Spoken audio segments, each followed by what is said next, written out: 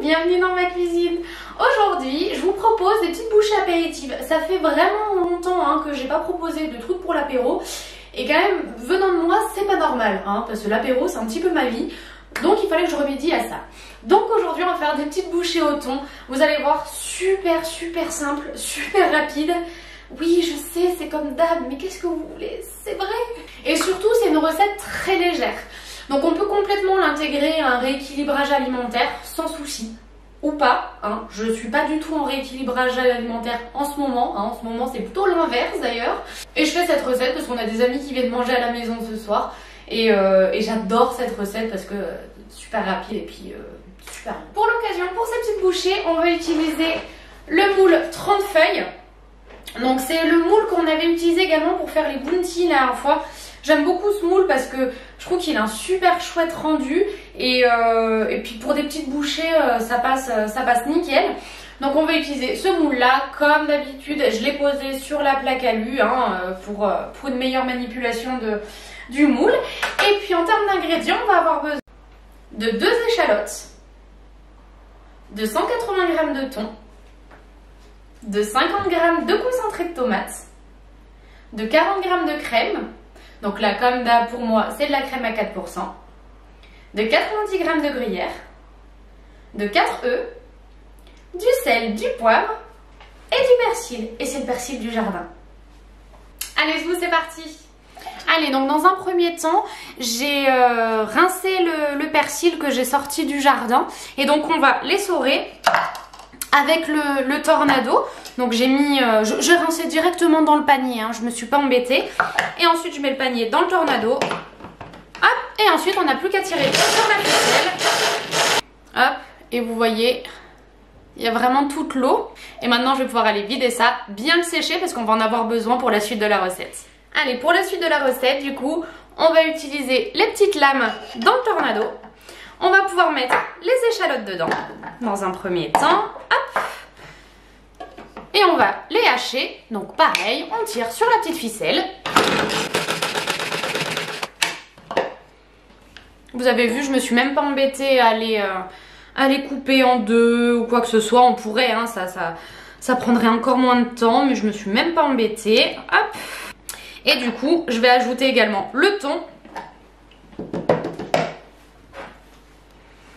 Pour tout hacher ensemble.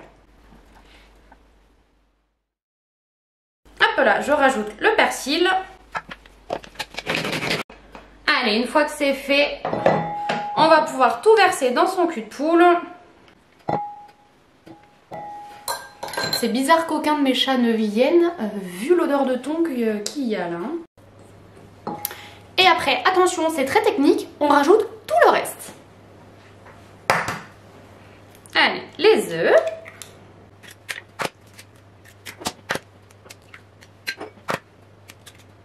Et on mélange entre chaque ajout.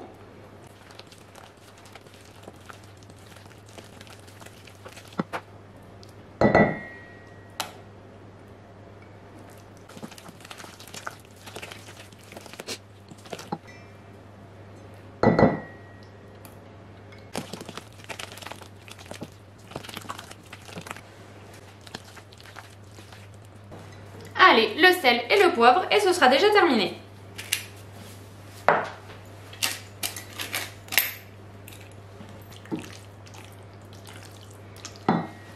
Et maintenant, on va pouvoir garnir nos empreintes.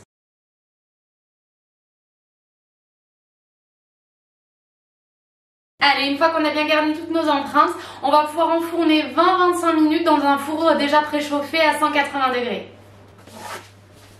Et voilà, donc j'ai commencé déjà à démouler, j'ai laissé cuire pendant 25 minutes dans mon four.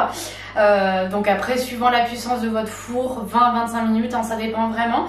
Et bien sûr, comme d'habitude, j'ai attendu que ça refroidisse un tout petit peu pour pouvoir manipuler le moule sans le brûler. Et alors pour le démoulage, j'avoue, voilà, il y a juste à secouer un petit peu, hop. Et voilà, c'est encore un petit peu chaud. Alors moi personnellement, je trouve que c'est des bouchées qui sont aussi bonnes chaudes que froides. Mais personnellement, je crois que je les préfère chaudes. Mais ça, c'est vraiment suivant les goûts de chacun. Donc si vous préparez la pâte un petit peu à l'avance, comme il n'y a pas de levure, vous pouvez complètement préparer vraiment à l'avance sans souci. Et faire cuire dès que vos invités arrivent. Et comme ça, ils sont un petit peu encore chauds, tièdes dès que vous les servez. C'est super bon. Donc je verrai ce soir. Soit je les ferai réchauffer, soit on les mangera froid. On verra bien. Hop là. Et voilà. Et comme d'habitude, c'est un jeu d'enfant de démouler. Voilà. Je suis en train de me brûler tous les doigts. Et voilà, déjà terminé. Ça va faire du bien une petite vidéo courte, hein, ça faisait longtemps. Donc voilà, maintenant qu'on peut enfin se réunir dehors, en terrasse, faut pas hésiter à faire les petits apéros dînatoires. Donc n'hésitez pas à refaire cette recette. Évidemment, je vous mets toute la liste des ingrédients sous la vidéo. Je vous mets également les liens pour la boutique en ligne, notamment pour aller retrouver le moule 30 feuilles. Mais bien sûr aussi mon Instagram. Je publie des recettes complémentaires à la chaîne YouTube. Et puis évidemment, n'hésitez pas à vous abonner, à liker, à commenter, à partager, tout ça. Et on se dit à très vite dans une nouvelle vidéo. Bye bye!